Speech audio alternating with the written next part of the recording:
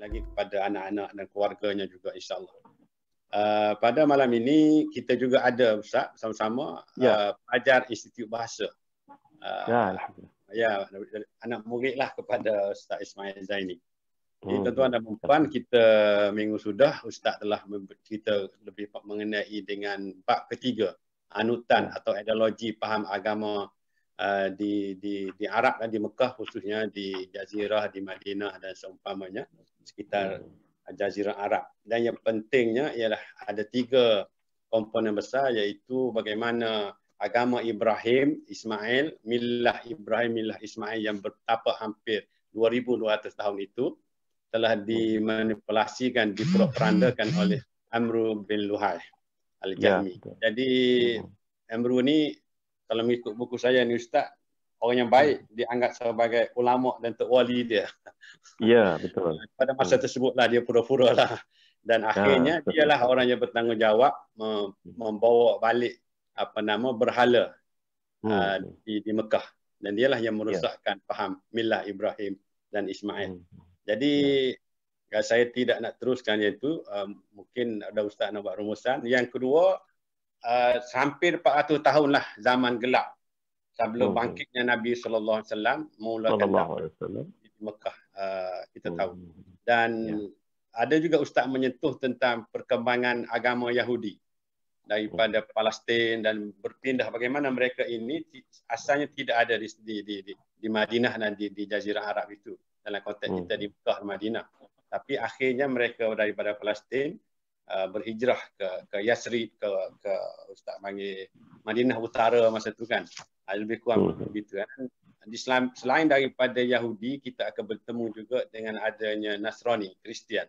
Dan begitulah pergolakan yang kita dapati sebelum Rasulullah SAW bangkit. Agama pada masa itu telah pun sebelum kedatangan Islam itu telah merosot lah, telah dah rusak lah kita kata, dan perlu kepada dakwah yang sebenarnya dibawa oleh Nabi sallallahu alaihi wasallam. Jadi pada malam ini mungkin Ustaz akan masuk sebelum dakwah itu gambaran masyarakat Arab Jahiliyah bab keempat. InsyaAllah kita sekali lagi mengalir-alir kepada Ustaz dan saya serahkanlah majlis ini kepada Ustaz untuk meneruskannya. Falyatafaddal. Alhamdulillah, syukran jazilan Al-Fadil Ustaz Haji Ahmad Sulaiman. Assalamualaikum warahmatullahi wabarakatuh. Bismillahirrahmanirrahim. Alhamdulillahilladzi hadana lihadza wa ma kunna linahtadiya laula an hadana Allah. Allahumma salli wa sallim ala sayyidil anbiya'i wal mursalin wa ala alihi wa sahbihi ajma'in. Rabbi shrah li sadri wa yassir li amri wahlul 'uqdatam min lisani yafqahu qawli wa ba'd. Al-Fadil Pengurusi Tuan Haji Ahmad Sulaiman, yang Sahibus Sa'adah, Pengurusi Wadah Wilayah Persekutuan Tuan Haji Asri, dan seterusnya kepada khalayak penonton ataupun yang mengikuti usrah kita, tazkirah kita berkenaan dengan Siratul Nabawiyah Ar-Rahiqul Maktum pada malam ini. Tidak lupa juga kepada para pelajar dari IPG Kampus Bahasa Antarabangsa yang telah mengikuti bersama-sama pengajian kita ini sejak daripada siri yang lalu, dan seterusnya kepada mereka yang berada di capaian siaran wadah wilayah persekutuan, wadah kebangsaan dan juga wadah dari negeri-negeri seluruh Malaysia, insya-Allah. Ahlan wa sahlan wa marhaban bikum. Suatu kesimpulan dan juga suatu ringkasan yang cukup mantap daripada pengurusi kita pada malam ini. Dan saya teringat kepada salah satu daripada tulisan almarhum Syekh Muhammad Said Ramadan Al-Buti yang pernah menyebut situasi agama Ibrahim, milah Ibrahim di Mekah pada masa itu, pada masa kelahiran Nabi Muhammad SAW, umpama satu bekas kaca yang telah jatuh terhempas, berkecai, hancur, dan kehancurannya itu tidak dapat lagi digambarkan, diminda. Kalaulah seperti contohnya, kalau kaca tadi itu baru terhempas, kita masih boleh bayangkan bagaimana bentuknya. Kalaulah botol, macam mana botolnya. Kalaulah gelas, boleh katakan gelas ni macam mana. Kalau balang, boleh dibayangkan lagi. Walaupun hakikatnya balang itu ataupun gelas ataupun botol itu sudah tidak lagi berdiri pada bentuk asalnya kerana kehancuran akibat daripada terhempas dan sebagainya. Tapi apa yang berlaku pada zaman Nabi Muhammad SAW dilahirkan itu ialah millah Ibrahim ini tidak lagi dapat digambarkan oleh minda masyarakat pada masa itu. Bagaimana agama Nabi Ibrahim yang asal, yang asli itu tak dapat lagi. Kenapa? Kerana telah lama hancur dan lama ditinggalkan, cuma tinggalnya beberapa simbol yang masih lagi diamalkan dalam masyarakat Arab Jahiliyah pada masa itu, seperti nama millah Ibrahim itu, seperti syiar, seperti mana berlakunya kepada bahagian yang dikenali sebagai Al-Hutaim. Ya. Al-Hutaim itu kemudiannya dikenali sebagai Al-Hijr. Lama kelamaan dikenali pula sebagai Hijr Ismail. Dan ibadah haji saban tahun. Itu sajalah syiar yang masih ada pada masa itu. Sedangkan intipati agama Nabi Ibrahim itu sudah tidak ada lagi dalam masyarakat Arab pada masa itu. Ya, kalau kita imbas berkenaan dengan sejarah Nabi Ibrahim alaihissalam, merupakan manusia pertama yang berkhatan atas perintah Allah Subhanahu Wa Taala, dan ketika mana berkhatan itu umurnya sudah 80 tahun lebih. Jadi syiar itu masih lagi ada dalam masyarakat Arab Jahiliyah, sehingga kan lahir saja seseorang anak lelaki maka mereka akan khatankan, dan ini menjadi seakan-akan amalan jahiliyah, ya, walhal dia adalah sebahagian daripada syiar yang telah ditinggalkan oleh Nabi Ibrahim alaihissalam. Dan selebihnya pada itu tidak ada lagi hakikat sebenar agama Nabi Ibrahim itu dalam masyarakat Arab Jahiliyah. Itu yang dapat saya kongsikan sedikit. Tulisan saya cuba cari balik di mana tulisan tersebut, tapi tak jumpa, ya. Pernah saya baca tulisan tersebut, dan keratan perbandingan oleh almarhum Al-Buti itu cantik sekali sebenarnya. Baiklah, kita terus ke bab yang keempat pada malam ini, iaitu gambaran masyarakat Arab Jahiliyah. Kenapa kita panggil masyarakat Arab itu pada masa kelahiran Nabi Muhammad SAW itu sebagai masyarakat Arab Jahiliyah? Adakah jahiliyah ini bermaksud bodoh, kebodohan yang semata-mata, yang langsung mereka ini tidak ada ilmu, tidak ada tamadun, tidak ada pengetahuan, ataupun apakah sebenarnya yang dimaksudkan dengan jahiliyah itu sendiri? Sebenarnya saudara-saudari muslimin muslimat yang dirahmati Allah, jahiliyah yang dimaksudkan di sini bukanlah kerana kebodohan mereka ataupun ketiadaan ilmu pada diri mereka ataupun pada masyarakat mereka. Bahkan masyarakat Arab ini cukup bijak dari sudut keilmuan langit, keilmuan bintang, ya. Mereka boleh membaca setiap corak bintang yang ada di langit, ya. Sebab itu mereka ini banyak mengembara pada waktu malam hari. Mereka tidak boleh mengembara pada siang hari, sesat mereka. Kerana apa? Kerana tidak ada petunjuk yang boleh membantu mereka untuk meneruskan perjalanan. Sedangkan pada malam hari, walaupun dalam gelap gelita, mereka mempunyai petunjuk di langit yang begitu jelas untuk menunjukkan arah, musim dan sebagainya. Inilah kehebatan orang-orang Arab pada masa itu.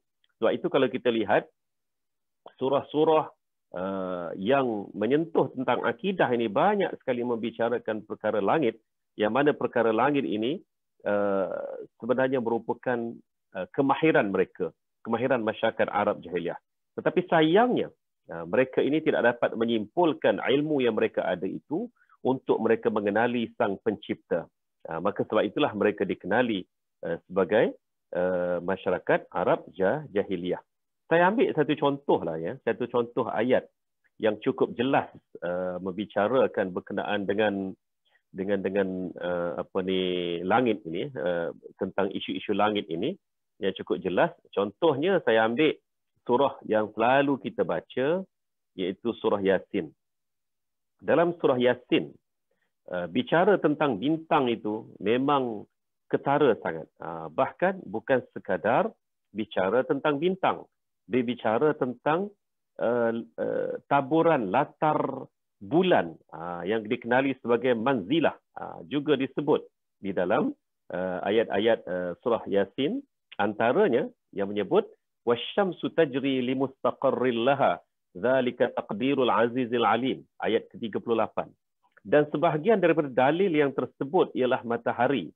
Ia kelihatan beredar ke tempat yang ditetapkan baginya, iaitu adalah takdir Tuhan yang Maha Kuasa lagi Maha Mengetahui.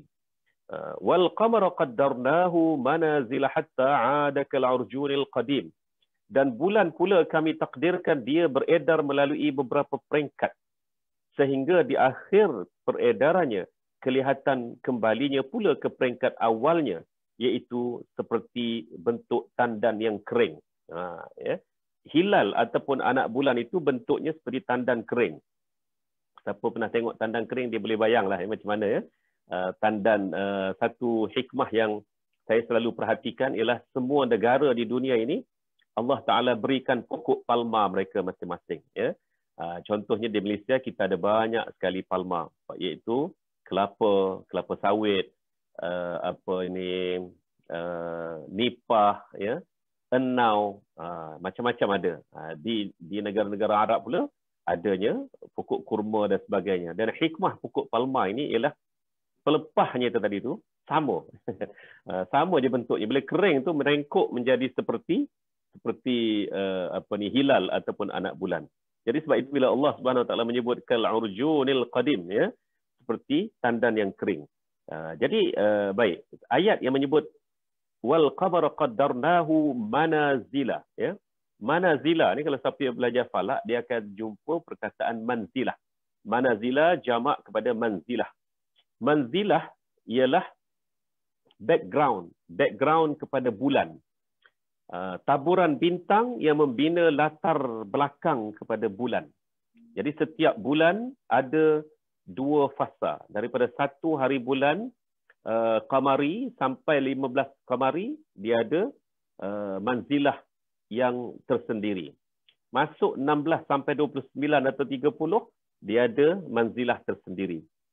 Jadi inilah yang dimaksudkan dengan wal qamar qaddarnahu manazila hatta 'ada kal 'urjunil qadim, ya. Jadi bila memerhati kepada manzilah-manzilah ini, maka orang-orang Arab secara tidak langsung mereka mempunyai takwim mereka. Walaupun takwim mereka itu tidak tertulis, tidak bersistematik, tetapi mereka tahu ini musim apa, ini bulan berapa, dan ketika manzilah ni tadi ataupun burush-burush ini menunjuk ke arah tertentu, maka mereka tahu bahawa mereka sebenarnya sedang menuju ke arah Syam, ke arah Yaman, ke arah Najd, Taif, ke arah Hijaz dan sebagainya. Ya, itulah yang saya cuba gambarkan berkenaan dengan tingginya ilmu orang-orang Arab Quraisy. Tetapi kenapa mereka digambarkan sebagai jahiliyah? Ialah kerana soal akidah mereka. Soal akidah mereka yang tidak dapat mereka sepadankan dan sepadukan dengan ilmu yang mereka ada. Jadi sebab itulah pada hari ini kita jangan terjebak dalam dalam jahiliyah moden, ya, iaitu semakin tinggi ilmu semakin jauh daripada Allah Subhanahu Wa Taala. Itu adalah satu perkara yang bahaya. Sepatutnya semakin tinggi ilmu semakin hebat akidah kita, ya. Saya ada beberapa orang sahabat yang sama-sama sepengajian ataupun satu peringkat dalam bidang science stream dahulu, ya. Cuma saya saja yang antara beberapa kerat yang tiba-tiba menukar bidang ke arah bidang lain daripada bidang science stream ini. Dan sahabat-sahabat saya ini ramai yang menjadi doktor, dan doktor memang sudah rapat dengan anatomi dan juga biologi. Pada saya, penghayatan mereka ini kepada Islam adalah lebih baik daripada apa yang saya perolehi pada hari ini. Ya. Kenapa? Sebab mereka melihat secara langsung susur galur tubuh badan manusia ini sehingga menjadikan mereka lebih faham tentang ayat-ayat Al-Quran, khasnya ayat-ayat yang menyentuh tentang biologi tubuh badan manusia dan juga makhluk-makhluk hidup yang lainnya. Ini hebatnya apabila kita mendalami bidang sains dan dipadukan serta dipadankan pula dengan Islam ni tadi. Jadi itu tandanya kita bukan masyarakat jahiliah, insya-Allah. Baik, dalam bab keempat ini kalau kita lihat Syekh Safiur Rahman Mubarakfuri membentangkan berkenaan dengan keadaan sosial, ya. Kenapa keadaan sosial ini menjadi topik bicara yang pertama dalam menggambarkan masyarakat Arab jahiliyah? Jadi konsep jahiliah yang saya sebutkan tadi cukup untuk kita mempunyai satu mindset ataupun gambaran minda yang betul berkenaan dengan maksud jahiliah. Ya. Jadi saudara, apabila jahiliah itu berpunca daripada kegagalan ataupun kepincangan akidah, maka yang terjadi dalam masyarakat itu ialah kebobrokan sosial. Ya. Jadi sebab itulah dalam topik ini Syekh Sofi Rahman Furi memuatkan situasi keadaan sosial. Ya. Yang mana kalau saya boleh sedut daripada perenggan pertama yang agak panjang dalam muka surat pertama di topik keempat ini ataupun bab keempat ini, dia kata apa? Seorang perempuan mempunyai kebebasan untuk melaksanakan kehendaknya dan menyuarakan pandangannya. Wanita di kalangan bangsawan dihormati dan dipelihara sehingga mereka sanggup menghunus pedang dan menumpahkan darah demi kehormatan wanita. Seorang lelaki apabila hendak mengungkapkan puji-pujian yang dapat menarik kedudukannya dalam kalangan orang Arab sebagai orang yang pemurah dan berani, maka kebanyakan masanya dihabiskan untuk berbicara tentang wanita. Ada kalanya jika mahu, seorang wanita boleh mengumpulkan beberapa kabilah untuk berdamai. Ini pada saya, bagi setengah mereka yang kali pertama membaca maklumat seperti ini akan terkejut. Sebab kita diberi gambaran bahawa masyarakat Arab jahiliah ini membunuh anak. Sedangkan dalam perenggan ini menyebut berkenaan dengan hebatnya wanita pada masa itu. Jadi, tidakkah itu maklumat yang bertembung di antara satu sama lain? Sebenarnya, bunuh anak ini tidak berlaku dalam masyarakat Quraisy. Bunuh anak berlaku dalam masyarakat Arab di luar daripada kelompok Quraisy. Sedangkan orang-orang Quraisy ini, mereka telah mempunyai satu ketamadunan yang hebat, iaitu bagaimana wanita sentiasa disanjung dan sentiasa menjadi boleh kita katakan memegang kuasa dalam masyarakat Arab jahiliah pada masa itu. Ya. Jadi sebenarnya ada dua kelompok masyarakat yang berbeza dalam masyarakat Arab. Masyarakat yang takut kepada kemiskinan sehingga kan mereka membunuh anak-anak mereka, dan ini adalah masyarakat Arab non-Quraisy sebenarnya. Ya. Okey, saya kehabisan bateri. Saya terpaksa guna mikrofon biasa. Okey. Jelas ya? Ustaz Mat, jelas ya? Suara? Okey, alhamdulillah. Baik. Kita sambung bicara tadi. Jadi sebenarnya masyarakat Arab jahiliah ini telah meletakkan wanita itu sebagai suatu suatu pihak ataupun suatu kuasa, ya, sebenarnya dalam masyarakat Quraisy pada masa itu. Jadi sebab itulah kalau saya terus lompat kepada Khadijah. Kenapa Khadijah dikenali sebagai Tahirah? Ya, Tahirah bermaksud wanita suci. Sebenarnya ada 3 sebab kenapa Khadijah ini digelar sebagai Tahirah. Pertama ialah Khadijah tidak pernah berzina. Khadijah merupakan wanita yang disanjung dalam masyarakat, dan Khadijah merupakan orang yang sentiasa menjaga kepribadian dirinya. Kemudian Khadijah juga yang kedua digelar Tahirah. Kenapa? Kerana tidak pernah memakan harta riba. Tidak pernah berniaga secara riba. Jadi sumber makanannya suci. Dan yang ketiga, Tahirah juga ataupun Khadijah ini juga tidak pernah menyembah berhala. Jadi saudara, dengan kita buat perbandingan keadaan Khadijah pada masa itu, wanita-wanita Arab Quraisy yang disanjung sebagai bangsawan, hartawan, rupawan dan sebagainya ini, mereka terlibat dengan ketiga-tiga perkara yang kontradik dengan apa yang ada pada Khadijah sebenarnya. Jadi dengan saya buat perbandingan itu, tuan-tuan, saya rasa tuan-tuan sudah nampak ya situasi pada masa tersebut. Situasi bagaimana orang-orang Arab menyanjung wanita dan juga menjadikan wanita itu selain daripada pemuas hawa nafsu, itu tidak dinafikan, itu juga berlaku, ya. Tetapi sebenarnya mereka ini menggunakan wanita yang non-Quraisy untuk menjadi pemuas hawa nafsu mereka, sedangkan untuk wanita-wanita Quraisy mereka mempunyai kedudukan yang tinggi pada masa itu. Abu Dawud rahimahullahu taala meriwayatkan daripada Aisyah radhiyallahu anha bahawa perkahwinan semasa jahiliah itu terbahagi pada 4 cara. Di antara cara-cara tersebut ialah perkahwinan seperti yang diamalkan sekarang, iaitu lelaki akan menghantar utusan peminangan kepada wali wanita. Kemudian mereka setelah mereka bersetuju, maka mereka pun berkahwin. Itu cara pertama. Pernikahan yang kedua ialah si seorang suami berkata kepada isterinya yang telah suci daripada haid, pergilah kepada lelaki sekian-sekian dan bergaullah, yakni bersetubuhlah dengannya. Kemudian si suami pun menjauhi diri daripada isterinya tanpa menyentuhnya selagi isterinya belum hamil. Ini sudah jatuh kepada satu kehinaan kerana membiarkan isterinya sendiri untuk berzina dengan lelaki lain. Ya. Apa tujuannya? Apabila ternyata bahawa isterinya telah hamil, barulah dia menggauli isterinya semula jika dia mahu, dan tujuan dilakukan demikian ialah untuk mendapatkan zuriat yang baik daripada hartawan-hartawan, daripada bangsawan-bangsawan, ya, yang mana nanti anak itu akan diisytiharkan sebagai anak kepada suami wanita tersebut yang rasmi. Dan perkahwinan ini dinamakan istibda'. Istibda', ya. Baik, cara ketiga. Perkahwinan cara lain lagi ialah sekumpulan lelaki yang tidak melebihi 10 orang akan berkumpul lalu menyetubuhi seorang wanita. Dan ini atas permintaan wanita itu sendiri. Ya. Dan semua mereka tanpa terkecuali menyetubuhinya. Dan apabila wanita itu hamil dan melahirkan anak, maka dihantarnya utusan kepada lelaki-lelaki itu. Dan tidak ada seorang pun lelaki yang berupaya untuk mengelak diri.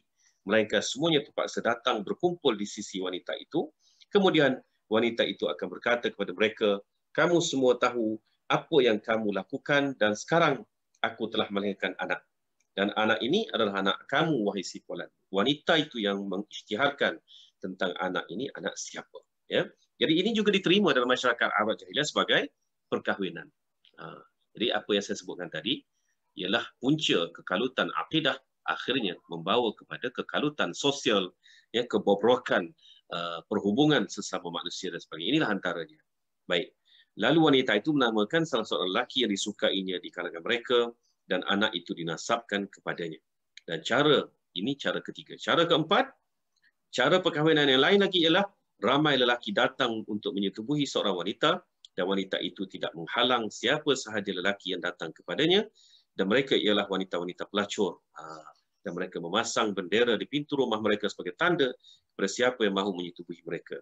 Dan apabila wanita itu hamil dan melahirkan anaknya, maka semua lelaki itu akan berkumpul di sisinya lalu diajaklah mereka untuk melihat keirasan wajah anak lelaki tersebut ataupun wajah anak tersebut mirip siapa, dan setelah itu mereka akan menasabkan anak itu kepada lelaki yang seiras wajahnya dan anak itu dipanggil anaknya. Jadi satu sahaja kaedah perkahwinan yang diterima sebagai perkahwinan yang sehat, yang bertamadun, manakala tiga lagi adalah perkahwinan yang rosak, dan inilah antara kerosakan yang telah lahir daripada akidah yang telah sesat dan mereka digelar ataupun dikenali sebagai orang-orang jahiliah.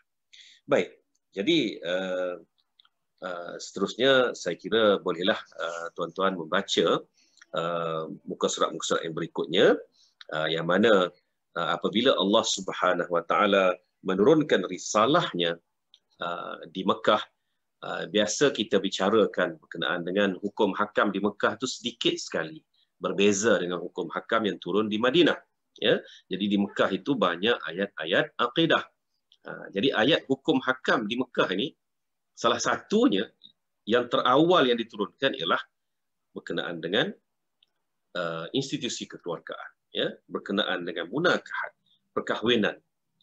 Antara yang disebut, yang diturunkan ayatnya ialah wala tankihu ma nakaha abaukum minan nisa'i illa ma qad salaf innahu kana fahishatan wa maqtan wa sa'a sabila.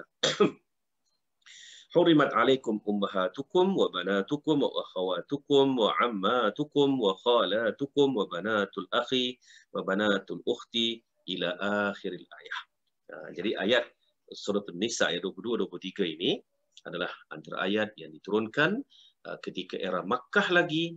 Kerana apa? Kerana Islam telah datang dan memperbetulkan urusan sosial, urusan kekeluargaan, penasaban dan sebagainya.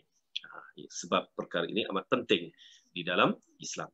Bahkan kalau tuan-tuan menelusuri hadis-hadis berkenaan dengan zina, maksud saya pencegahan zina, ya, banyak sekali, Ya, banyak sekali hadis yang Nabi SAW berpesan kepada kita berkenaan dengan zina, dan bagaimana salah satu hadis Nabi SAW ada menyebut celakalah bagi seorang lelaki yang berzina dengan jirannya. Ya, ketika membaca hadis ini, saya tidak perasan akan suatu isu yang sebenarnya begitu rapuh dalam masyarakat kita, ataupun masyarakat manusia mana sekalipun, ialah isu zina. Ya, jadi kenapa dengan jiran?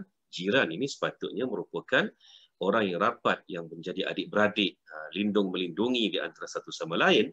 Tetapi apabila berlaku hubungan yang tidak terkawal, maka boleh berlaku zina, dan memang patutlah Nabi SAW menyebut celakalah seorang lelaki, ya, yang berzina dengan jirannya. Jadi perlulah kita jaga batas-batas sosial ini agar perkara zina ini tidak menghinggapi masyarakat kita, keturunan kita, dan seterusnya. Baik, seterusnya saya terus kepada keadaan ekonomi. Ya, keadaan ekonomi. Keadaan ekonomi orang-orang Arab adalah dipengaruhi oleh keadaan sosialnya. Kenyataan ini jelas apabila kita melihat kepada sumber kehidupan orang-orang Arab. Perniagaan merupakan cara paling utama untuk mendapatkan keperluan hidup. Pengembaraan untuk berniaga bukanlah suatu perkara yang mudah kalau tidak ada keamanan dan kesejahteraan. Hal ini tidak terdapat di semenanjung tanah Arab kecuali pada bulan-bulan haram. Dan bulan-bulan haram adalah masanya untuk pasar-pasar Arab yang terkenal beroperasi, seperti pasar Ukaz, Zilmajaz, Majanah, dan lain-lain. Jadi yang kita duk dengar selama ni, pasar Ukaz, pasar Zilmajaz dan sebagainya itu, rupa-rupanya, dan juga kaitan dengan perisytiharan bulan-bulan haram itu, rupa-rupanya ada isu di sebalik itu, iaitu bagaimana berantakannya orang-orang Arab antara kabilah ini. Mereka berperang sesama sendiri dengan menganggap bahawa kabilah itu adalah ketuanan yang perlu mereka jaga sehingga sanggup menumpahkan darah dan juga menumpahkan keturunan sekalipun. Maka perlulah ada satu gencatan senjata. Jadi gencatan senjata itulah yang kemudiannya dikenali sebagai bulan-bulan haram. Ya? Bulan-bulan haram. Jadi rupa-rupanya di situ rahsianya. Dan ketika bulan-bulan haram ini, maka mereka boleh bergerak, mobilisasi dari tempat ke tempat, dan juga dari suatu pasar ke pasar, dari suatu negeri ke negeri, dan ini membolehkan mereka hidup dan juga berkembang ekonominya.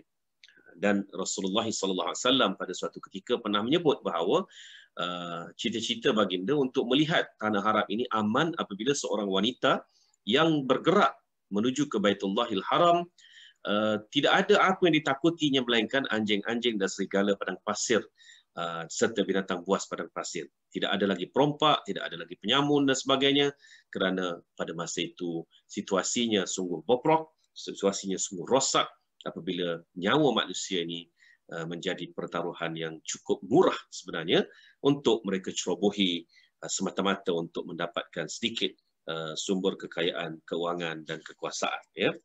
Jadi itu situasi ekonomi, dan keadaan ekonomi ini juga secara langsung telah disebut oleh Allah Subhanahu Wa Taala dalam surah Quraisy, bagaimana liila fi Quraisyin ila fihim rihlatash shita'i was-saif. Ya. Bagaimana Allah Subhanahu Wa Taala menyebut bahawa ada dua musim yang akan cukup dijaga oleh orang-orang Arab ini. Kerana dengan kedua musim ini mereka akan berniaga ke Syam, ya, pada musim Saif, pada musim panas, dan juga pada musim Syita, musim sejuk, mereka akan turun ke Yaman. Ya. Jadi sebenarnya banyak hikmah di sebalik perbuatan mereka yang berniaga pada dua musim ini, kerana mereka mempunyai cakupan yang luas dengan tekanan musim yang cukup menekan kepada tempat mereka. Mereka mencari rezeki di tempat lain. Sedangkan kita di Malaysia ini, cuaca boleh dikatakan sepanjang tahun sedang-sedang, elok-elok saja, menyebabkan kita tidak begitu ada perasaan ingin mengembara, merantau dan sebagainya. Macam saya dengan Ustaz Ahmad Sulaiman, orang Kelantan, titik jatuh dia, baliknya tetap ke Kelantan juga. Kan? Pergilah ke mana-mana pun. Sedangkan pada masa itu, masyarakat Arab dia tidak ada prinsip duduk kekal pada suatu tempat. Dia mesti mengembara, dia mesti mencari rezeki, mencari ilmu dan sebagainya. Ini suatu kebaikan juga. Walau bagaimanapun, mereka ini sebenarnya tidak ada ketenteraman, tidak ada ketenteraman. Maka sebab itulah mereka terpaksa mengisytiharkan bulan-bulan haram dan sebagainya. Ya. Jadi seperti mana yang Allah Subhanahu Wa Taala sebut, li'ilah, ya, telah menjadi kebiasaan orang aman tenteram kaum Quraisy itu, ila fihim rihlatash syita'i was-shaif, iaitu kebiasaan aman tenteram perjalanan mereka. Mereka akan menjalankan perniagaan musim sejuk ke Yaman dan juga musim panas ke negeri Syam. Dan dikaitkan ayat ini dengan فَلْيَعْبُدُوا رَبَّ هَذَا الْبَيْتِ, dan hendaklah mereka menyembah Tuhan yang menguasai rumah ini, iaitu Kaabah, الَّذِي أَطْعَمَهُمْ مِنْ جُوعٍ وَآمَنَهُمْ مِنْ خَوْفٍ, Tuhan yang memberikan mereka penghidupan, menyelamatkan mereka daripada kelaparan dan mengamankan mereka daripada ketakutan. Sebenarnya ketakutan yang melanda mereka akibat persengketaan antara kabilah dan antara puak ini diamankan oleh Allah Subhanahu Wa Taala, bukannya oleh perjanjian yang mereka lakukan yang sebenarnya terlalu rapuh kerana boleh bila-bila masa sahaja dihancurkan oleh perbuatan-perbuatan dan juga tangan-tangan jahat manusia. Baik. Seterusnya kita lihat pula situasi ataupun keadaan akhlak. Kita tidak menolak bahawa masyarakat Arab jahiliah mempunyai tabiat yang buruk. Walau bagaimanapun, mereka mempunyai nilai-nilai yang murni yang sepatutnya dikongsikan oleh masyarakat kita pada hari ini. Apakah nilai-nilai masyarakat Arab? Ya? Terlebih dahulu kepada rakan-rakan kita yang pernah bergaul dengan masyarakat Arab ini, mereka dapat merasai apa yang disebut oleh Syekh Safran Mubarak Furi sebagai nilai-nilai akhlak dalam masyarakat Arab Quraisy, selain daripada kebobrokan yang menyelubungi hidup mereka pada masa itu. Ya? Dan saya, alhamdulillah, Allah Ta'ala berikan peluang untuk berada di negara Arab hampir 5 tahun. Saya melihat inilah dia. Ya, di sebalik kekerasannya, di sebalik, kalau di Mesir dulu, kami dipesan oleh senior-senior ni, bersedialah untuk menggunakan IBM. Pada masa itu, komputer IBM ini sedang naik pada masa itu, ya, sedang meningkat naik. IBM, apa dia kata, ya, tak boleh ke guna selain pada IBM, ya. Rupa-rupanya dimasukkan IBM di situ ialah insya-Allah bukrah ma'alish, kan, insya-Allah bukrah ma'alish. Oh, jadi IBM. Jadi apabila kita buat janji, kita buat appointment ke apa ke dengan muwazzafin ini, pegawai Arab ini, mereka akan kata insya-Allah, insya-Allah, penuh mulut, ya, insya-Allah, dengan izin Allah. Kemudian kita pun pergilah pada masa yang dijanjikan itu. Kalau 3 hari, 3 hari lah kita pergi. Maka dengan selambanya dia akan kata apa? Oh, bukrah. Esok, datang esok. Minta sehari lagi maknanya. Memang betul berlaku. Minta sehari lagi. Jadi B, bukrah. Ya? I, insya-Allah, B, bukrah. M, pergilah keesokan harinya kita pun. Apa dia jawab? Dia kata ma'alish, minta maaf, tak siap lagi. La haula wala quwwata illa billahil azim, kan? Tetapi di sebalik kebobrokan sifat itu, sebenarnya masyarakat Arab jahiliah dan masyarakat Arab itu sendiri sebenarnya ada nilai-nilainya, ya, banyak nilainya. Jadi sebab itu janganlah kita menghina orang-orang Arab ini sampai kita lupa bahawa Nabi SAW juga dibangkitkan daripada golongan Arab. Pasti ada nilai-nilai Arab yang patut kita contohi di sebalik kerosakan ataupun kekasaran yang ada pada diri mereka itu. Baik, apa dia?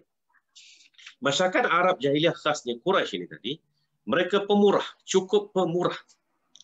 Ya, bahkan separuh daripada syair yang dikarang oleh mereka yang memuatkan puji-pujian terhadap sifat pemurah dan sifat-sifat lainnya. Saudara, belajar bahasa Arab ni tak sempurna sekiranya tidak mampu mengarang syair. Kan? Saya pernah, Ustaz pernah karang syair ke? Ada orang tanya, kan? Saya kata ya, saya pernah karang syair. Sebagai salah satu syarat untuk tahun akhir pengajian di Fakulti Bahasa dan Pengajian Islam ataupun dikenali sebagai Dirasat Islamiyah wal Arabiyah, adalah dalam 10 rangkap juga saya sempat karam 10 bait sebagai syaratnya dengan tema yang dikendaki oleh soalan pada masa itu, ya.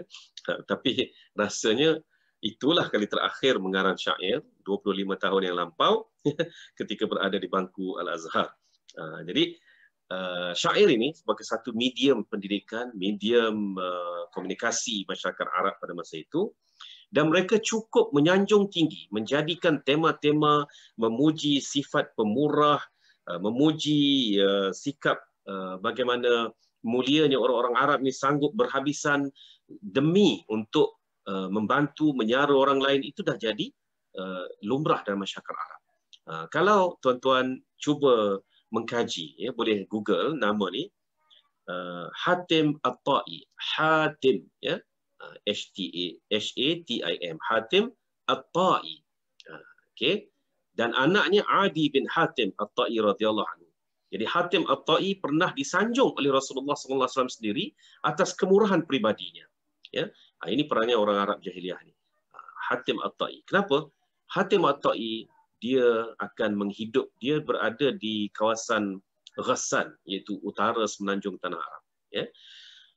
Biasanya orang-orang Ghassan ini agamanya adalah agama Nasrani sebab mereka terkesan dengan Rom yang begitu dekat dengan mereka berbanding dengan Mekah dan juga Madinah. Ya. Jadi golongan Ghassan ini akan masuk ke semenanjung tanah Arab ataupun maksud saya pengembara-pengembara yang masuk ke semenanjung tanah Arab ini akan melalui perkampungan Ghassan, khasnya perkampungan Hatim At-Ta'i. Maka Hatim sejak dari usia mudanya sampailah ke dia meninggal dunia, akan menghidupkan unggun api yang cukup besar sepanjang malam. Tujuannya supaya menjadi persinggahan secara secara tradisional, secara tradisi kepada orang-orang pengembara ini. Dan tak cukup dengan itu, dia mengorbankan seekor unta setiap malam untuk menjamu pengembara-pengembara ini makan, dan mereka akan meneruskan perjalanan pada keesokan harinya. Jadi sebab itulah Rasulullah SAW apabila bertemu dengan Adi bin Hatim, Rasulullah telah memuji-muji ayah Adi, iaitu Hatim At-Ta'i, atas sifat pemurahnya itu. Ya. Dan juga disebut dalam contoh di dalam bab ini oleh Syekh Safiran Maghfuri, dia kata apa? Ada seorang lelaki yang didatangi tetamu pada waktu yang bersangatan sejuk, diselubungi kelaparan. Dia tidak memiliki sebarang harta kecuali seekor unta yang menjadi sumber kehidupannya dan keluarganya. Tetapi didorong oleh rasa pemurah, maka dia sanggup menyembelih untanya untuk tetamunya. Bayangkan. Ya. Dan antara contoh kemurahan mereka ialah kesanggupan untuk sama-sama memikul bayaran diat dan tanggungan-tanggungan yang berat demi mengelakkan pertumpahan darah dan kehilangan nyawa. Bayangkan. Ya.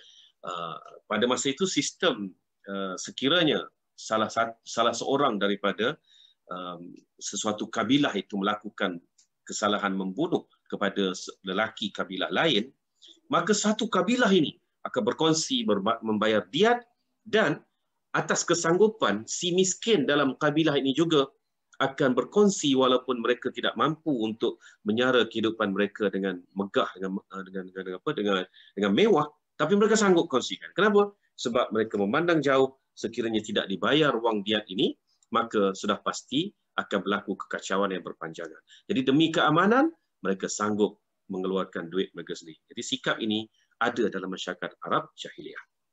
Baik. Seterusnya, saya lompat kepada, saya minta tuan-tuan tamatkan pembacaan itu, ya. Pembacaan berkenaan dengan detail pemurah dalam masyarakat Arab ini. Saya lompat kepada yang kedua, menunai janji. Kalau berdasarkan cerita yang saya sebutkan tadi, IBM kan, IBM tu insya-Allah Bukrah Ma'al itu memang mereka ni termasuk dalam golongan yang tidak menunaikan janji. Sebenarnya orang-orang Arab ini sekiranya mereka berpegang kepada janji, maka mereka sanggup mati kerana janji itu. Jadi golongan ini masih ada sebenarnya dalam masyarakat Arab hari ini pun sebenarnya. Janji yang dipegang oleh mereka ni janji yang original, tuan-tuan, ya. Walaupun kita lihat ramai daripada orang-orang yang kita kenali pada masyarakat Arab ni memang tak boleh pegang berjanji, ya. Tapi sebenarnya hakikatnya mereka adalah golongan yang kuat memegang pada janji, dan bagi orang Arab perjanjian itu sama seperti agama yang perlu dipegang kemas, ya. Demi menguatkan janji, mereka sanggup meremehkan pembunuhan anak pinak dan pemusnahan kampung halaman mereka asalkan janji dikotakan. Dan untuk mengetahui contoh tersebut, memadailah anda menyoroti kisah-kisah Hani ibni Mas'ud Asy-Syaibani, Samu'al ibni Adiyah, dan Hajib ibni Zurarah At-Tamimi. Jadi jadikan pada malam ini tiga nama ini, tiga kisah ini, tiga kes ini sebagai homework anda untuk mengetahui. Saya ada sebenarnya, saya dah buat kajian siapakah Hani bin Mas'ud Asy-Syabayani, Samu'al bin Adiyah dan Hajib bin Zurarah Al-Tamimi ini daripada Bani Tamim. Ini adalah tiga manusia yang dilihat sebagai simbol orang-orang Arab ini berpegang pada janji mereka. Ya. Dan sifat yang ketiga, berbangga diri dan tidak sanggup dihina dan dizalimi. Ini satu perangai yang saya kira ada dalam setiap masyarakat Arab pada hari ini. Ya. Jadi hasil daripada sikap ini menimbulkan keberanian dan kecemburuan yang berlebihan serta terlalu agresif. Ya. Tapi tidaklah ada kesemuanya sehinggalah masyarakat Arab pada hari ini. Yang kita bicarakan ialah masyarakat Arab jahiliyah. Jadi demi nama mereka, nama baik keturunan, nama baik kabilah, mereka sanggup mati dan mereka sanggup berkorban dan tidak akan dibiarkan diri mereka, kabilah mereka dihina ataupun dizalimi.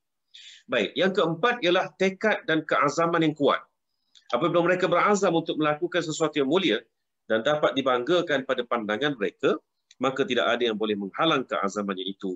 Malah mereka sanggup mengambil risiko demi melaksanakan keazaman itu. Jadi contoh yang paling dekat dengan Rasulullah SAW ialah apabila Abdul Muttalib. Ya, Abdul Muttalib nanti akan diceritakan di bab kelima berkenaan dengan keturunan Rasulullah SAW.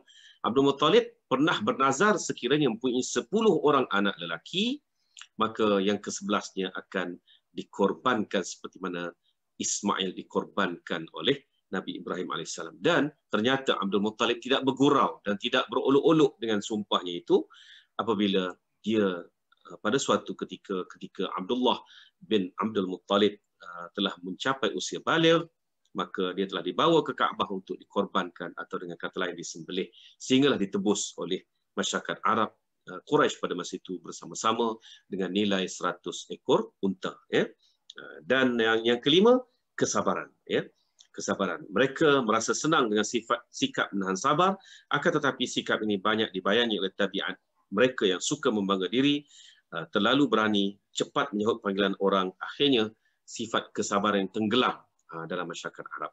Namun sifat sabar dalam masyarakat Arab inilah yang kemudiannya digarap oleh Rasulullah SAW menjadi suatu benteng ketahanan diri kepada para sahabat as-sabiqun al-awwalun. Ya.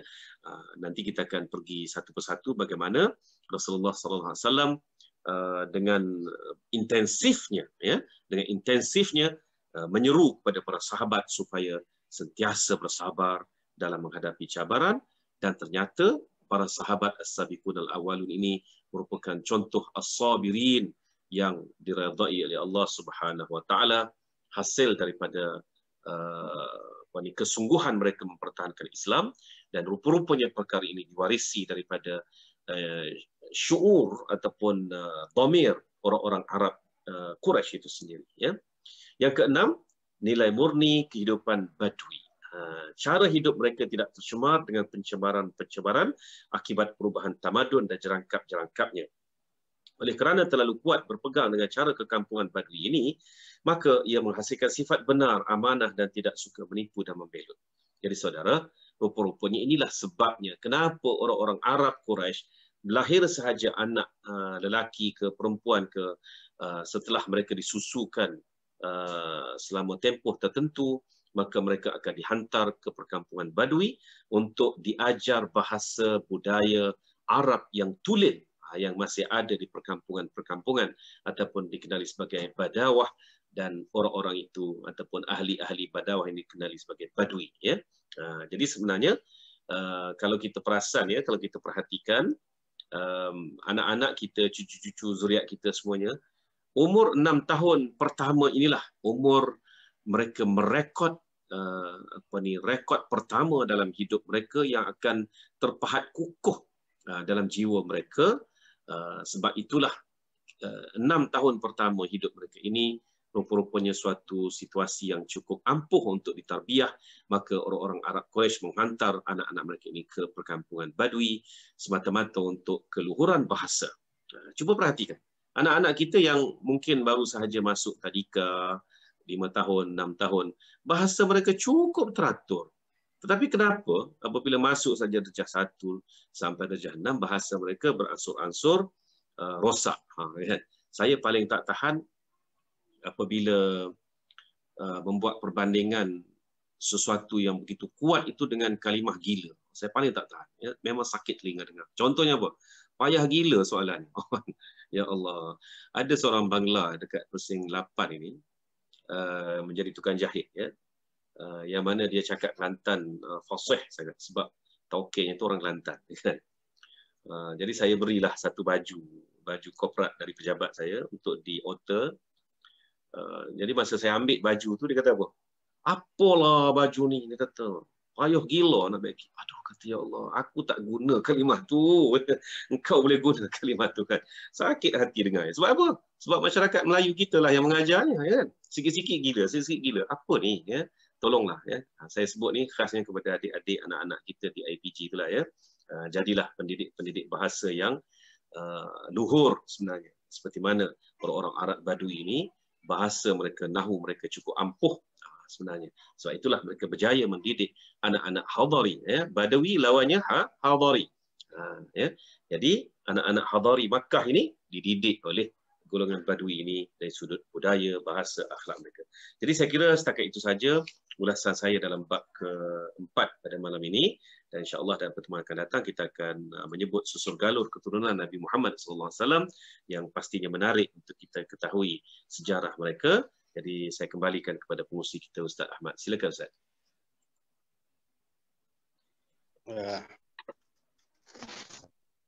Terima kasih Ustaz atas penjelasan yang agak terperinci dan memuaskanlah Ustaz. Alhamdulillah. Saya ucap terima kasih dan mungkin banyak kawan-kawan akan memberi soalan, ada. Cuma kita lalu kita ni biasa dengar dulu kawan-kawan masuk universiti. Kita dulu jahiliah dia kata. Memang mengaji universiti. Ulama tu dulu kan kita jahiliah dia kata. Tak sembahyang subuh kat universiti. Itulah contohnya. Ataupun yang minum arak dan seumpamanya. Itu jahiliah. Jadi adalah maknanya zaman itu zaman jahiliah. Jadi kembali perjuangan jahiliah tu kalau tahun 70-an 80-an tu kita kena inilah Datuk Seri Anwar Ibrahim lah yang membawa. Ya, betul. Yang ada jahiliah kat universiti, ada rambut panjangnya, arak, seumpamanya begitu kan. Jadi dalam maknanya jahiliah ni istilah biasa kita lah. Cuma kata Ustaz tadi, kita jangan jadi jahiliah moden lah. Sebab orang Arab pun sama dengan orang Barat. Orang Arab zina ni biasa. Zaman dululah. Orang Arab sekarang pun kalau suka sama suka, dia tak panggil istilah berzina. Tidak ada dalam terminologi dia berzina. Ya, ada hanya yang lain lah. Jadi maknanya itu jahiliah juga lah. Jahiliah moden. Yang meninggalkan pegangan agama atau yang kata lain menolak Quran dan hadis lah, senang dalam konteks kita hari ini. Jadi Ustaz telah mengulas agak panjang dari segi sosialnya, yang kesan sosial itu kerana akidah dah rusak. Milah Nabi-Nabi, sebab akidah kita ni dibawa daripada langit, daripada wahyu. Jadi oleh kerana rusak, kita tinggal, kita ikut akidah Amru bin Luhai dan seumpamanya ini. Jadi rusaklah. Jadi akhirnya rusak akidah, rusaklah akhlak kita, perangai kita, moral kita, dan begitu je ekonomi dan seumpamanya. Jadi kita akhiri dengan kekuatan yang ada pada orang Arab ni dari segi moralnya lah. Sifat menepati janji, dan itulah sifat sabar dan belah pendada. Saya fikir yang akhir sekali itu sifat bersahaja ala kampung, as-sazajah al-badawiyah. Dan Rasulullah SAW pun masa sebaik saja Aminah dan sebaik saja lahir dan dibawa ke kampung kan Ustaz. Betul. Dibesarkan disusu oleh orang-orang Badawi lah, orang kampung lah, orang yang bersih, jiwanya bersih, bahasanya, hatinya dan seumpamanya. Jadi saya fikir kita membuka ruang yang baik lah, masanya ada ample time yang baik untuk kita bincang pada malam ni. Saya serahkanlah kepada sahabat-sahabat untuk memberi pandangan atau membuat soalan-soalan dan kita buat perbincangan. Dipersilakan. Mungkin dari Kelantan ke, dari Pahang ke. Kelantan pun ada. Assalamualaikum warahmatullahi wabarakatuh. Waalaikumsalam warahmatullahi wabarakatuh. Saya berfikir apakah boleh perbincangan kita ini juga dengan tema yang Abim sedang usulkan, melihat kembali dengan mengkaji secara lebih mendalam masyarakat Arab ketika Rasulullah itu. Sebab kita banyak oversimplify dan generalize Arab di Mekah. Yang menarik dalam tulisan kitab ni dan Abu Hasan Al-Nadwi punya sirah dan juga Sa'id Ramadan, anda dapati ada beberapa ciri yang ada pada Arab Quraisy dan Arab Jahiliyah ketika itu yang digunakan. Ini mungkin Maududi sebut sebagai basic morality. Yang kita ada harakah Islamiyah, iaitu prasyarat di dalam buku Maududi, dia katakan ada basic morality. Jadi anda rasa sahabat-sahabat yang awal mempunyai morality basic yang tinggi, yang terbaik di antara masyarakat ketika itu. Yang kedua yang ditarik daripada kitab ini, yang muka surat 52, sudah Ustaz bincang tadi berkenaan dengan ciri-ciri akhlak yang mulia. Ada banyak yang teruk tapi yang mulia yang dikupas, yang kita kata apa tu? 6 itu. Kemudian penulis mengatakan ada paragraf yang katakan boleh jadi akhlak yang paling mahal. Ustaz kan? Betul. Penting kita kuraikan dia. Maknanya kalau kita ini nak berjaya pun kena ada yang ciri-ciri ini. Akhlak yang paling mahal dan agung yang mereka miliki ada 3. Dia kata 3, iaitu berpegang dengan janji. Ya. Kalau generasi kita dan anak-anak kita dan Islamic workers tak ada kualiti ini, besar kan? Satu. Yang kedua, betul. Kena ada kemegahan dengan diri sendiri. Maknanya dia kena ada, mungkin itu yang termaksud yang menjadi yang apa nama Ibn Taimiyah kan?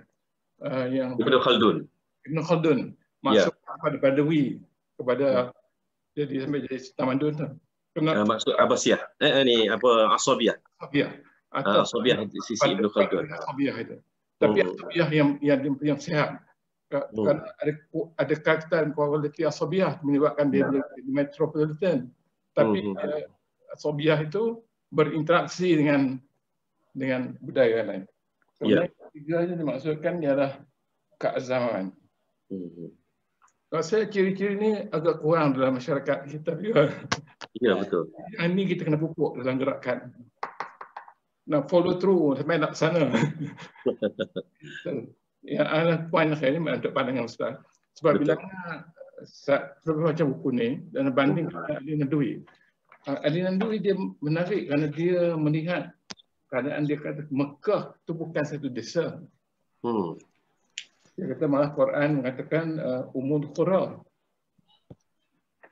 Jadi ini sangat satu poin yang sangat penting. Dalam faham kita terhadap keadaan orang di Mekah. Jadi dan juga dalam buku yang kita baca tadi sebenarnya kategori yang Ustaz sebut sebagai wanita ada 2 grup juga.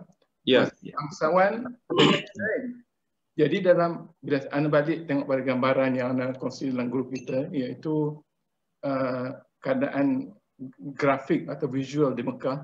Jadi ada juga kawasan nama Red District, kawasan yang orang pergi lucah kan, katakan zina, sebab itu kawasan itu juga ada dalam masyarakat dan di situ ada kaum-kaum bani-bani itu. Maknanya dia memang dia masyarakatnya agak ramai, bukan desa seperti yang kita faham.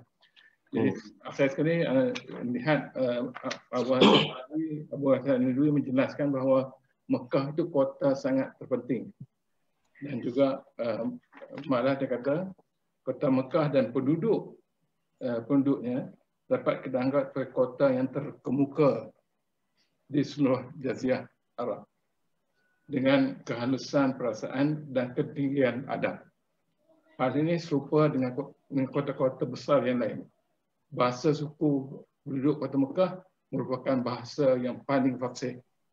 Jadi makna dia, dan juga dia kata lagi malah Dan itu bangsa Quraisy mempunyai dua sifat yang sangat menonjol, iaitu kepahlawanan yang baik. Allah, dan kami rasa mungkin ini penting juga mungkin untuk kita harapkan sebenarnya yang sedang menggunakan agenda nak cosmopolitan Islam dan menghadapi realiti masalah ini yang tidak sebegitu, jangan kita permudahkan dan dengan tanpa kita buat sikit kajian yang mendalam. Allah, itu pandangan Ustaz tentang ini. Ya, terima kasih Akhi Farid. Alhamdulillah, suatu saya kira suatu ulasan yang cukup mantap ya, yang kita sambut dengan penuh rasa sukacita dan penuh rasa tanggungjawab sebenarnya ya, sebab saya cukup setuju dengan apa yang Akhi Farid sebutkan tadi. Sahabat awal itu ialah mereka yang ada nilai-nilai 6 ini, betul ya, yang itu saya nampak. Nilai 6 ini, iaitu nilai-nilai baik yang disebut oleh Syekh Shafir Rahman Mubarakfuri dalam keberburakan masyarakat Arab jahiliyah pada masa itu, ada nilai 6 ini yang baik. Dan kalau kita lihat, as-sabiqun al-awwalun adalah mereka yang ada nilai-nilai ini. Kekuatan diri, jati dirinya, kekuatan sabarnya seperti keluarga Yasir, sehingga kesabaran mereka itu sampai kepada peringkat mautnya mereka, matinya mereka.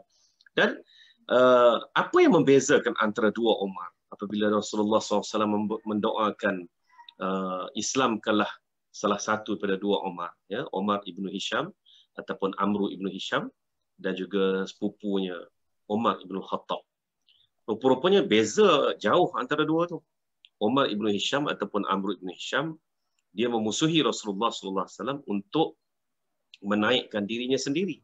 Dan ternyata selepas daripada orang-orang besar Quraisy ini berhijrah masuk Islam, berhijrah bersama-sama Rasulullah SAW, Abdurrahman bin Auf, Uthman bin Affan, Umar ibn Khattab, Hamzah bin Abdul Muttalib, ini adalah tokoh-tokoh pemuka Quraisy yang hebat pada masa itu, selain pada Rasulullah SAW sendiri, yang dilihat sebagai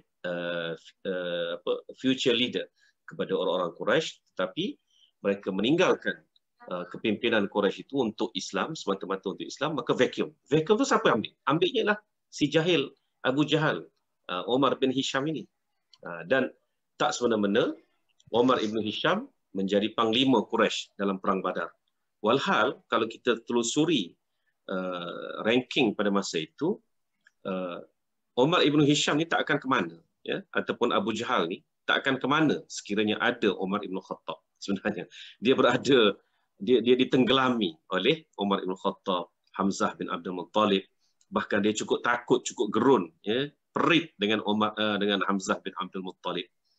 Dia pernah berbohong. Bukan pernah berbohong, memang selalu berbohong lah Abu Jahal ni. Tapi satu bohong itu memerangkap diri dia. Apabila suatu ketika dia telah berbangga-bangga mengatakan bahawa aku telah mencederakan Muhammad sekian.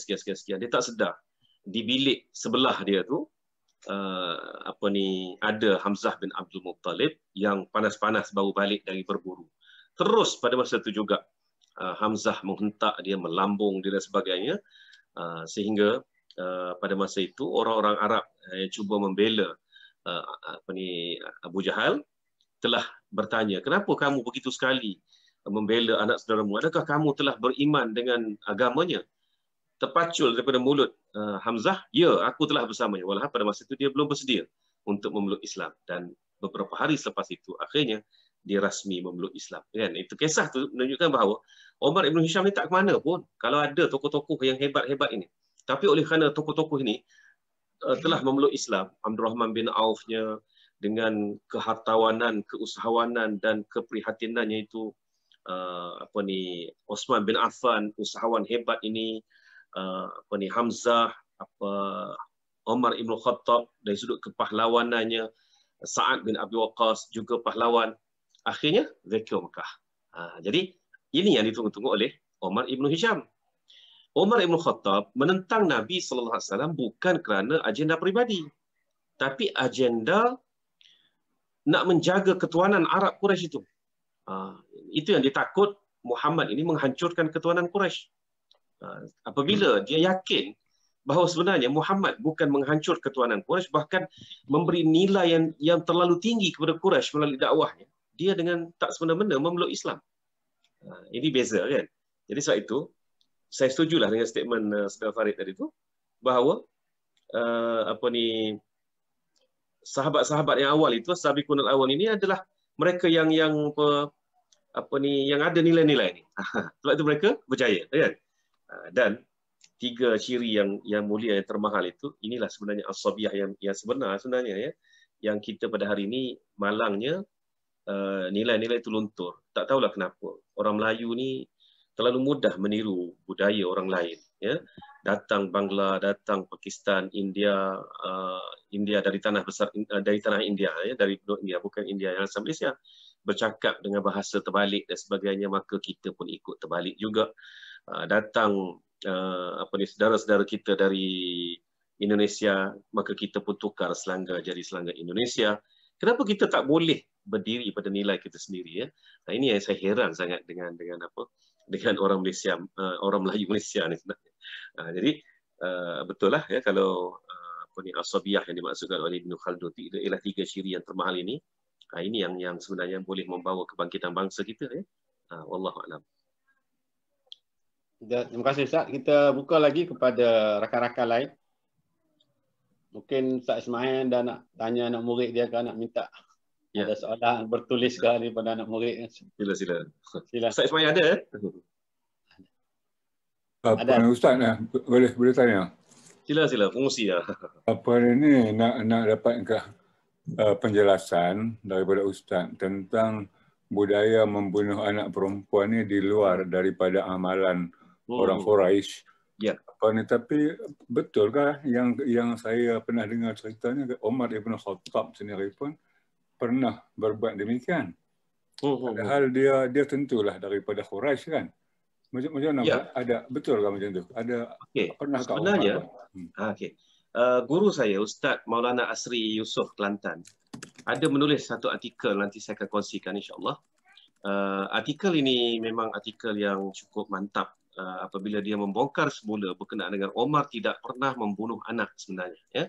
Omar tidak pernah membunuh anak. Bahkan soalan yang paling mudah yang Maulana Asri lontarkan ialah anak yang kononnya dibunuh oleh Omar itu usianya sudah 9 tahun ataupun sudah kata apa, boleh bertutur, dibawa berburu bersama ayahnya dan sebagainya, ya. Siapa nama anak itu? Sampai hari ini pun mereka yang membawa cerita tentang Omar pernah membunuh anak ini tidak dapat menyebut nama anak tersebut, dan siapa nama ibu anak tersebut. Siapakah nama isteri Omar itu? Itu soalan mudah yang Maulana Asri lontarkan. Ternyata bila saya menyelongkar buku-buku yang pernah membawa kisah Omar membunuh anak ini, khasnya kisah ini begitu popular apabila bicarakan bab taubat, kan? Dia akan kaitkan dengan Omar pernah membunuh anak. Tak ada dinyatakan anak itu nama siapa, ibunya nama siapa, ya. Sedangkan ketika Omar memeluk Islam, umurnya ialah 28 tahun, mempunyai 3 orang anak, dan anak sulungnya adalah Hafsah bin Umar, ya, radhiyallahu anhuma. Jadi Hafsah ini dan punya seorang isteri.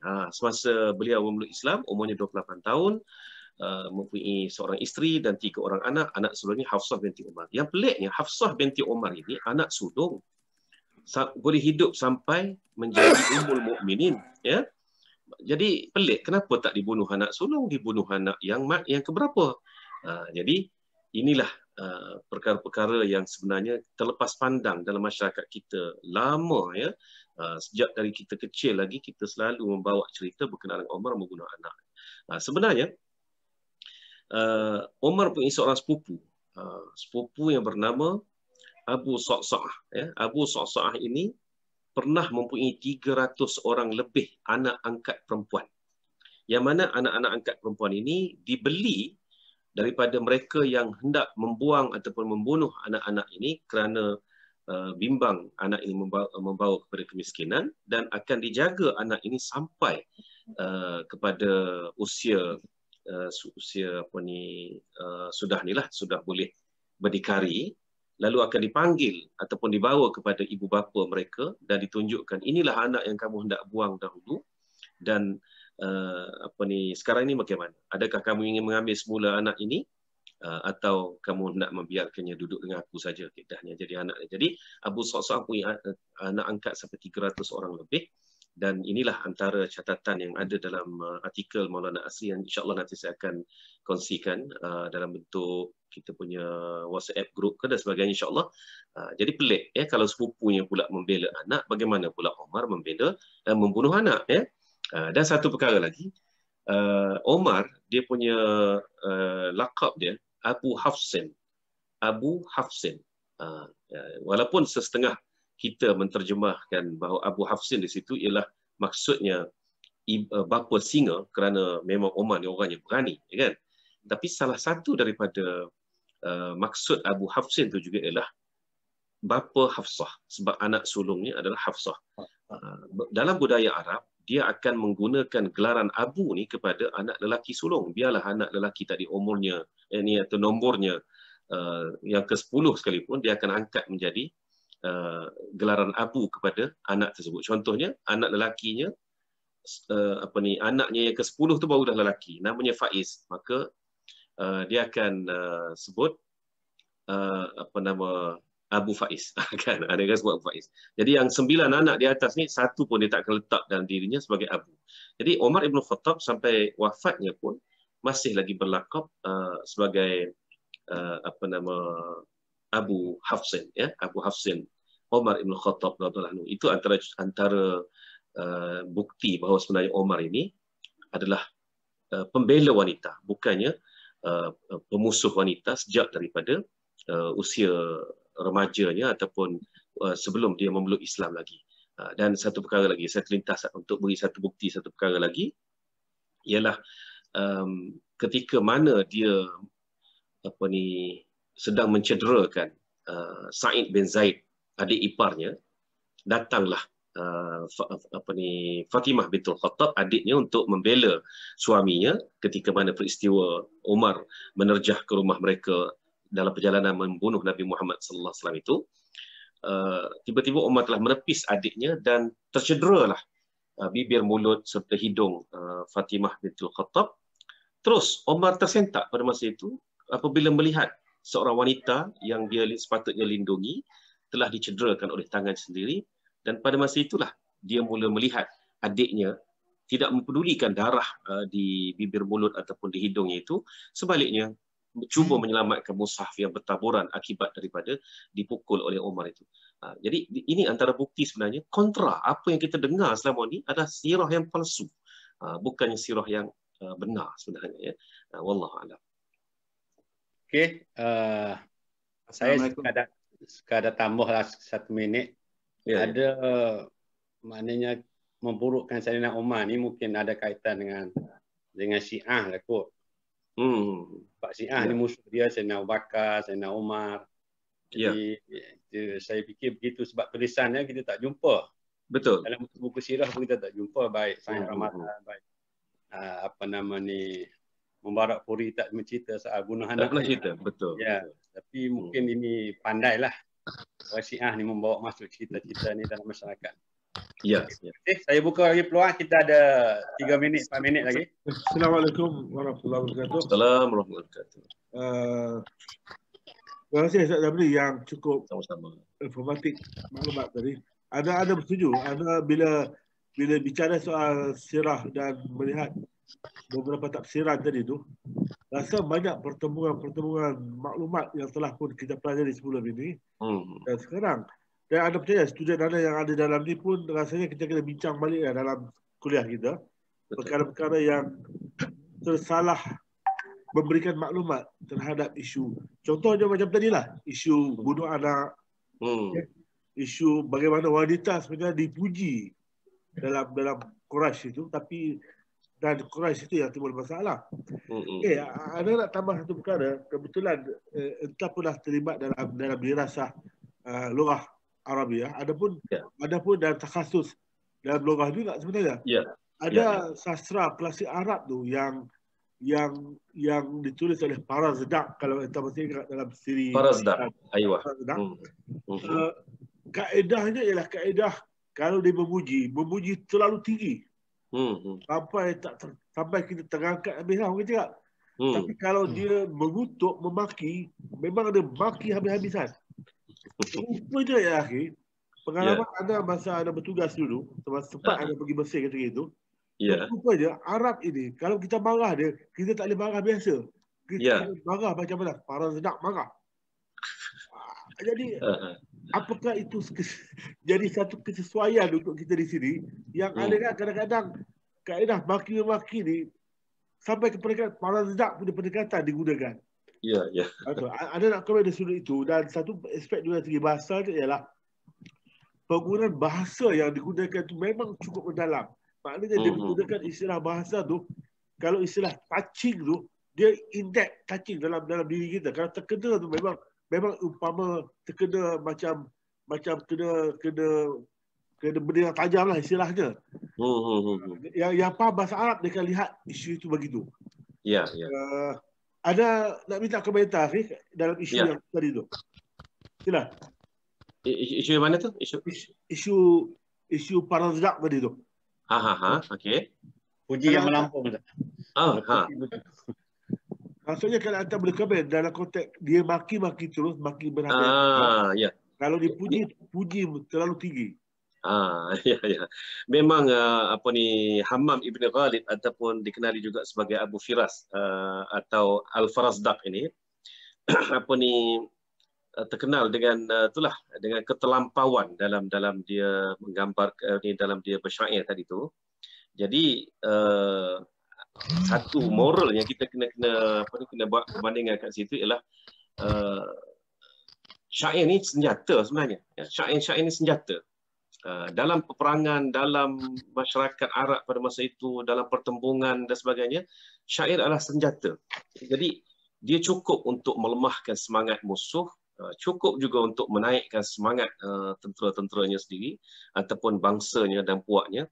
Itulah sebenarnya syair. Jadi kalau kita nak ambil konsep syair Farazdaq yang ketelampauan itu secara kita kata literalnya tu, memanglah ini suatu perkara yang kita tak boleh amalkan pada masa ini tapi kalau kita ambil dari sudut syuurnya, dari sudut perasaannya tu, jiwanya tu, itu patut ada.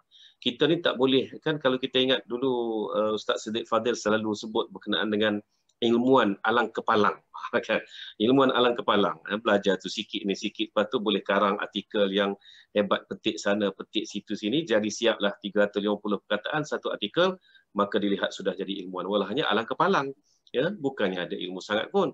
Jadi sepatutnya bila kita buat sesuatu tu, buat sehabis baik, setinggi mungkin, sedalam mungkin, seusaha-usaha mungkin, barulah kita akan pushing the limit sebenarnya kan. Ini konteks yang ada dalam jiwa syair-syair Farazdaq ataupun Abu Firas ni. Selain daripada itu, kalau kita nak gunakan syair ini juga sebagai suatu kita kata inilah dulu kita tata negara, BTN dan sebagainya, membina jiwa bangsa dan sebagainya. Itu juga sesuai sebenarnya. Membina jiwa bangsa sampai ke satu tahap, membawa bangsa kita ini suatu bangsa yang benar-benar berilmu sampai ke tahap mereka menguasai bidang-bidang yang mereka ceburi itu betul-betul tinggi, betul-betul mendalam. Betul. Perdana betul. Bolehlah kita ambil jiwa Farazdaq ni. Wallahu a'lam. Terima kasih Ustaz. Saya fikir kita dah kesutukan masa. Saya mengambil peluang pada malam ini untuk mengucap terima kasih kepada semua yang hadir. Termasuk juga kepada Ustaz yang telah banyak informatif yang diberi kepada kita, terutama aspek-aspek yang positif lah dan soal-soal moral yang jarang kita anggap bila Arab ni semua worse lah, tak ada apa yang baik. Jadi nampaknya, dan sebenarnya nilai-nilai inilah dijadikan asas lah oleh Rasulullah SAW untuk membina as-sabiqun al-awwal tadi, termasuk nilai, sebenarnya kalau kata saudara Farid lah, nilai kemegahan diri dan keazaman yang kuat inilah. Kalau tak ada keazaman, macam mana kita nak membenteras rasuah contohnya? Betul. Jadi brother kita Datuk Seri itu punya nilai yang tinggi sebenarnya, azam yang kuat membenteraskan rasuah, ketidakadilan, good governance, menegak governance. Sebenarnya keazaman tu Banyak pemimpin-pemimpin yang tidak ada keazaman yang tinggi. Sebaliknya, cuba memasuk poket dan seumpamanya. Tidak ada keazaman dan tidak ada rasa kemegahan kepada sikap bangsa dan diri dan agama. Jadi saya fikir, cantik kalau malam ni kita dapat melihat sesuatu yang baik. InsyaAllah. Kita tanam, semarakkanlah dalam generasi anak muda kita, insyaAllah. Dan kita kembali kepada Islam lah, meninggalkan jahiliah-jahiliah yang moden ini, insyaAllah. Ya, betul. Saya fikir pada malam ini, saya ucap terima kasih kepada semua sekali lagi. Oleh kerana masa dah singkat, saya fikir ramai lagi kawan-kawan kita nak bagi soalan. Jadi kita tangguh dulu dan kita insyaAllah dengan izin Allah Ta'ala kita berjumpa lagi 2 minggu akan datang, iaitu dengan tajuk baru, keturunan Rasulullah SAW dan keluarga baginda. Ini pun lagi menarik lah. Bangsa Quraisy dan seumpamanya. Jadi tuan-tuan dan puan, sekali lagi marilah kita sama-sama tutup dengan membaca tasbih kafarah dan surah Al-Asr. Subhanallah wa bihamdihi asyhadu an la ilaha illa anta astaghfiruka. A'udzubillahi minasyaitonir rajim. Wal 'asr innal insana lafi khusr illa alladziina aamanu wa tawasaw bil haqq wa tawasaw billahi taufiq. Terima kasih kepada semua.